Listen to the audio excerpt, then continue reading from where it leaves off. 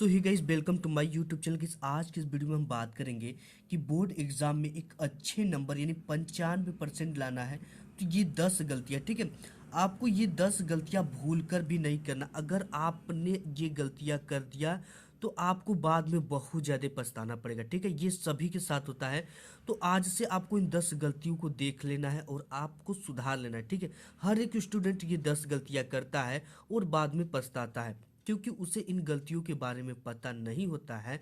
पता जब चलता है जब उनके मार्क्स कुछ कम आ जाते हैं, ठीक है, तो वो पश्चाताप करता है और लोग बताते हैं कि तुमने ये गलती की थी जिससे आपके नंबर कम हुए हैं। तो ये 10 गलतियां आपको आज से जानना है और इन 10 गलतियों को आपको सुधार लेना है, ठीक है। अगर 101% अगर ये 10 गलतियां आप सुधार लेते हो तो आपको अगर बोर्ड एग्जाम में एक एक सब्जेक्ट में अगर आपका मार्क्स 65 है तो उसको आपको 67-68 कर दिया जाएगा, क्योंकि ये गलतियां सुधारोगे तो आपको प्लस पॉइंट होंगे, ठीक है। अगर आप अपने बोर्ड एग्जाम में ये गलतियां कर देते हो तो अगर आपने अगर बोर्ड एग्जाम में 50 मार्क्स का भी किया है, क्वेश्चन सॉल्व किया है, तो आपको केवल मिलेंगे 35 मार्क्स, ठीक है।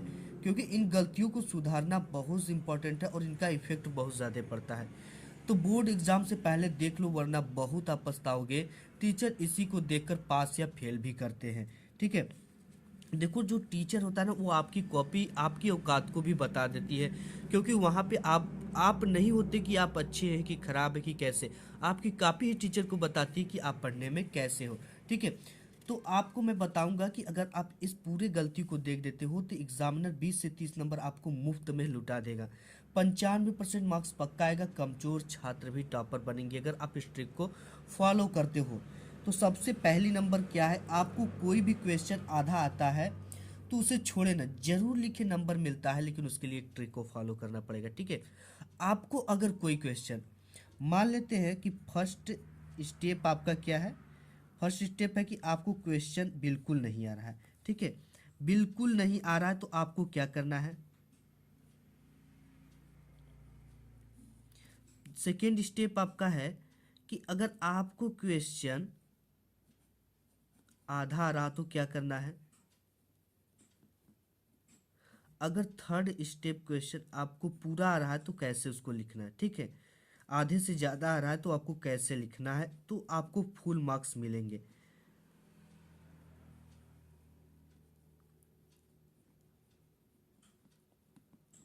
तो आपको एक ट्रिक को फॉलो करना, वो ट्रिक मैं आपको वीडियो के लास्ट में बताऊंगा कि इन अगर आपको कोई भी क्वेश्चन बिल्कुल भी नहीं आ रहा तो उसके भी आपको नंबर मिलेगा। आधा आ रहा तो उसको कैसे लिखना है कि पूरा नंबर मिले। अगर आधा से ज़्यादा आ रहा है तो 101% आपको कैसे लिखना है, ये ट्रिक मैं आज की इस वीडियो में आपके साथ शेयर करने वाला हूँ। तो इसके बाद जो गलती नंबर आपकी पहला है, बोर्ड एग्जाम में जितने नंबर का क्वेश्चन उतना ही आंसर लिखे, प्रश्न संख्या जरूर डालें, ठीक है। कोई भी क्वेश्चन बोर्ड एग्जाम में अगर कोई क्वेश्चन 5 नंबर का है या 2 नंबर का है, ठीक है, कोई क्वेश्चन कितने मार्क्स का है, 2 मार्क्स का कोई क्वेश्चन है, ठीक है, ये क्या है, एक तरह का क्वेश्चन है। तो आपको कैसे लिखना है कि ये 2 मार्क्स मिले। तो देखो, जितने नंबर का अगर ये पूछ रहा है कि आपको 25 वर्डों में इसके उत्तर को देना है, ठीक है, ये आपको ध्यान देना कि अगर 25 वर्ड बोला है तो इतना ही लिखना है। 25 से आप 30 कर सकते हो, लेकिन 25 से 50 आप नहीं कर सकते हो। अगर आप 50 करते हो तो आपका समय तो जाएगा ही जाएगा, आपको टीचर समझ जाएगा कि फ्रॉड है। और आपको जैसे कभी कभी क्या होता है कि कोई भी क्वेश्चन आ गया, ठीक है, कोई क्वेश्चन आ गया कि गांधी जी ने कितने आंदोलन चलाए थे, गांधी जी द्वारा चलाए गए 3 आंदोलनों के नाम लिखिए। अब आपको केवल 2 नंबर का ये क्वेश्चन है, कितने नंबर का, 2 मार्क्स का है। तो आपको तीनों आंदोलन के नाम लिखना है। अब बहुत कर सकते हो तो उसका सन लिख सकते हो। तीनों आंदोलन के बारे में आप नहीं कि हम डिटेल्स पढ़े तो पूरे के पूरे डिटेल्स लिखे, ये गलती नहीं करना। अगर आप कोई भी क्वेश्चन लिख रहे हो तो बोर्ड एग्जाम में क्वेश्चन नंबर 2 का उत्तर, क्वेश्चन नंबर 3 का उत्तर, क्वेश्चन नंबर 4 का उत्तर डालकर ही लिखना है। और वर्ड लिमिट यानी कि आपको शब्द सीमा की ध्यान जरूर देना है, ठीक है। शब्द सीमा अगर आप नहीं ध्यान दोगे तो आपका समय तो जाएगा ही जाएगा। तो ये अगर आप कॉपी में लिख रहे हो तो प्रश्न संख्या जरूर डालकर लिखना। नेक्स्ट गलती जो आप करते हो, बोर्ड एग्जाम की कॉपी में शुरू के 2 पेज अच्छी हैंड राइटिंग से लिखे, वो कटपीट बिल्कुल ना करें। आपको क्या करें, देखो, आकर्षक आपकी कॉपी कब बनता है, हम आपको एक चीज़ बताएं। जब भी कोई टीचर कॉपी चेक करता है, ठीक है, कोई भी टीचर आपकी कॉपी को क्या करता है, चेक करता है, तो वो क्या करता है, आप जान जाओ कि एग्जामिनर को ऊपर कॉपी चेक करने का 10 से 15 रुपया मिलता है, ठीक है। तो वो क्या करता है, वो काफ़ी फास्ट होता है।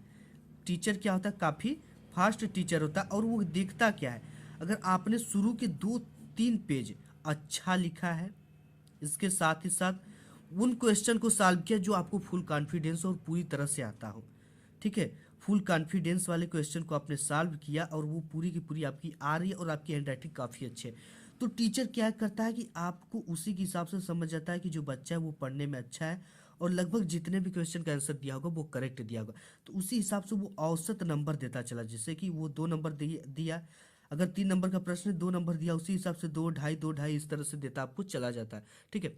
तो आपको क्या करना है, शुरू के 2 से 3 पेज अच्छे लिखने हैं और उन्हीं क्वेश्चन के आंसर देने हैं जिसमें आपको फुल कॉन्फिडेंस हो और आपको अच्छी तरह से वो क्वेश्चन आता हो। इसके बाद नेक्स्ट बात कर लेते गलती की, कि बोर्ड एग्जाम की कॉपी में शुरू के 2 पेज अच्छे हैंड राइटिंग लिखना ही लिखना है, ये तुमने बता दिया।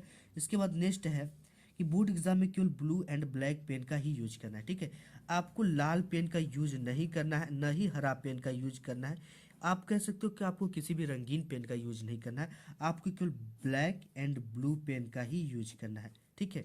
ऐसी गलती नहीं करनी कि आप जो भी पेन पाए ले जाए अपना लिखते बन रहे हो।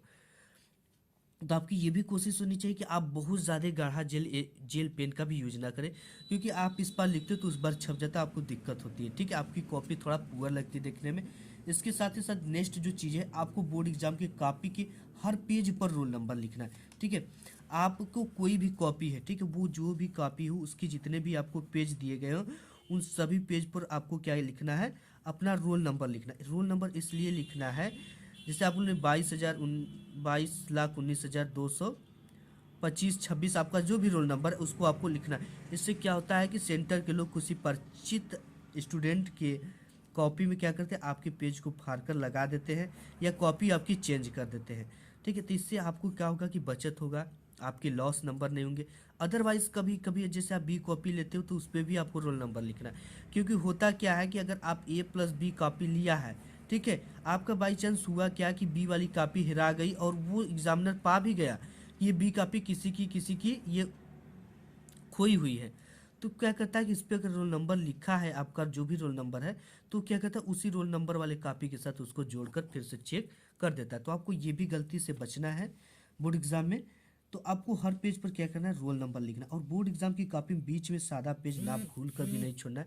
देखो किस लिए नहीं छोड़ना है, क्योंकि होता क्या है कि आपने इस यहाँ पे एक पेज में कुछ ना कुछ उत्तर लिखा, दूसरे को क्या किया, सादा छोड़ दिया, इस पेज को क्या कर दिया आपने, सादा छोड़ दिया, तो इस एग्जामिनर इसमें तो 2 मार्क्स दे दिया, और यहाँ पे देख रहा है कि सादा है, मतलब वो समझ जाएगा कि जो स्टूडेंट है, स्टूडेंट आगे कुछ भी सॉल्व नहीं किया है, ठीक है, बस यहीं पर सॉल्व कर को रुक गया, समय नहीं मिला होगा या उसको आ नहीं रहा होगा, तो यहाँ पे जो आपकी नेक्स्ट क्वेश्चन आंसर है वो चेक नहीं हो पाते हैं और टीचर को भी प्रॉब्लम का सामना करना पड़ता है। तो ऐसे में आपको क्या करना है कि बीच में आपको सादा पेज कभी नहीं छोड़ना। अगर बाई चांस आपको जो कॉपी मिली है उस कॉपी में पाई नहीं खींचे हुए, ठीक है, कभी कभी स्टूडेंट इस वजह से भी छोड़ देते हैं, तो आप शुरू में देखने के बाद ही चेंज कर सकते हो, सर इसमें लाइनिंग नहीं खींचा गया, मैं नहीं लिख पाऊंगा, तो आपकी चीज़ें चेंज हो जाएंगी कॉपी।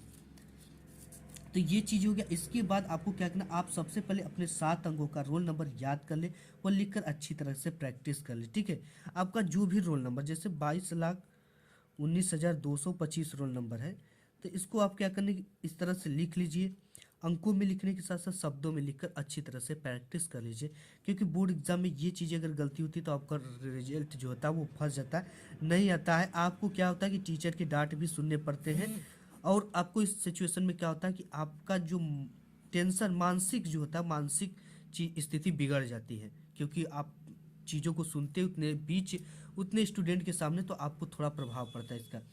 और साथ ही साथ अगर आपका एग्ज़ाम सेंटर पर आप जाने हो तो एग्ज़ाम सेंटर पहले अगल बगल देख ले, स्वयं की तलाशी जरूर कर ले, क्योंकि ऐसे स्थिति में क्या होता है, कभी कभी जो एग्जामिनर होते हैं, चेक करने वाले होते हैं, वो बैच आती है, ठीक है, तो बैच आती है तो क्या करती है कि आप अगर अपने आपकी तलाशी लेती है, तो आपके अगर जेब में कोई चिट्ठी पुर्जा, अगर जैसे कि आपने एग्जाम से पहले उसको याद किया हो, जन्मदिन याद किया, उसको क्या किया आपने अपने जेब में रख लिया, रखने के बाद आप भूल गए और एग्जाम देने लगे, ऐसे में अगर बैच आती तो आपको चेक करती है, चेक करने के बाद अगर वो चिट्ठा या पुर्जा आपके जेब से मिल जाता है नोट, तो क्या करती है आपको रिस्टिकेट मार देती है, ठीक है। नोट जो मिलता है तो आपको क्या कर देती है, रिजेक्ट कर देती है। तो आपको ऐसे सिचुएशन में क्या करना, एग्जाम सेंटर पर जाने से पहले अपने अगल बगल अपने ब्रांच की तलाशी कर ले, और जो भी ब्रांच गड़बड़ हो आप उसे बदलवा भी सकते हो। तो चेक कर ले, चेक करने के बाद खुद की भी तलाशी जरूर ले ले अपने जेब वोब की, अगर कुछ मिलता है तो खिड़की से बाहर या डस्टबिन में फेंक दे। इसके बाद नेक्स्ट है कि बोर्ड एग्जाम में एग्जाम सेंटर पर 1 घंटा पहले पहुँचे। अगर आपका होम सेंटर तो आधा घंटा पहले पहुँचे, क्योंकि देखो आपका जो सेंटर जाता है वो 12 km के अंतराल में ही जाता है, ठीक है। इससे ज़्यादा दूरी पर नहीं जाता है, जाता होगा तो बहुत 15 किलोमीटर से ज़्यादा दूर नहीं जाता है। अगर लड़कियां हैं जिसका होम सेंटर है, होम सेंटर नहीं बना, वो आधा घंटे पहले पहुँच कर, इससे सिचुएशन क्या होगी कि आपकी घबराहट हड़बड़ाहट नहीं होगी, जिससे क्या होता है कि इस सिचुएशन में आपके क्वेश्चन छूट जाते हैं, आप काफ़ी घबरा जाते हो, ठीक है, टेंशन हो जाती है कि कहाँ बैठना है। तो इस सिचुएशन में आप जाओगे तो किसी टीचर की हेल्प से आप अपने सेंटर की जानकारी से कर सकते हो, अपने ब्रांच की जानकारी कर सकते हो, अपने रोल नंबर की जानकारी कर सकते हो, आपको जहाँ बैठना है उसकी सिचुएशन पता कर सकते हो, ठीक है। तो आपको अगर कोई भी क्वेश्चन नहीं आता है तो हमने बताया कि उसको किस ट्रिक से आपको लिखना है, ठीक है, कि आपको 101% मार्क्स मिले। देखो अगर आपको कोई भी क्वेश्चन आधा आता है तो उसे छोड़े ना, जरूर लिखिए। इसमें नंबर मिलता है। नंबर कैसे मिलता है कि अगर उससे रिलेटेड कुछ भी लिख दिए, जैसे ओम का नियम है तो ओम के नियम से रिलेटेड आप कुछ भी कीवर्ड पता आपको लिख देना है, ठीक है। अगर आपको उसका फार्मूला पता तो वो भी लिख देना। अगर उस चैप्टर से रिलेटेड कुछ पता तो आपको लिखना है, लेकिन आपको गलत चीज़ें नहीं लिखनी, ठीक है। जैसे आप क्या करते हो, गलत चीज़ें सॉन्ग लिख देते हो, आई लव यू लिख देते हो, मैंने टीचर एक लड़की मुझे पागल कर दी जिससे पास नहीं हो पाया, ऐसे चीज़ों को नहीं लिखना है। इन सब चीज़ों से बचना है, क्योंकि इस सिचुएशन में आपको एक भी नंबर नहीं मिलने के चांसेस रहते हैं। साथ ही साथ टीचर भी काफ़ी ज़्यादा गुस्सा हो जाता है। अगर आधा भी आता है तो उसको छोड़े ना, उसको लिखे, कुछ भी बना कर लिख दे, लेकिन आधा आता है तो अपने लिखे उसे फार्मूला पता तो लिख दे। इसमें 101% आपको नंबर मिलेगा।